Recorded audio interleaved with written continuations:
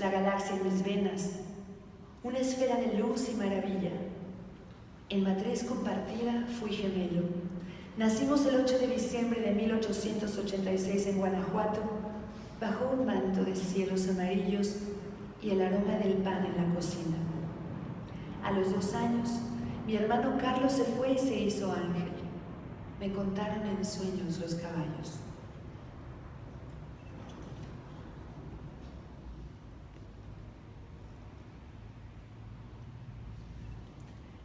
Amé la vida con el espíritu de un niño que vuela y se sumerge en el río de sus ensueños.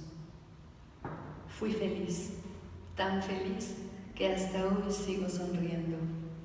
Y en la risa fui piel, sangre, roca ígnea, el tubérculo, el signo, la bandera, la estrategia, el granate, el fusil, el jorongo, el instante. Fui amado, añorado, irremediablemente aborrecido, adorado en 300 tesituras.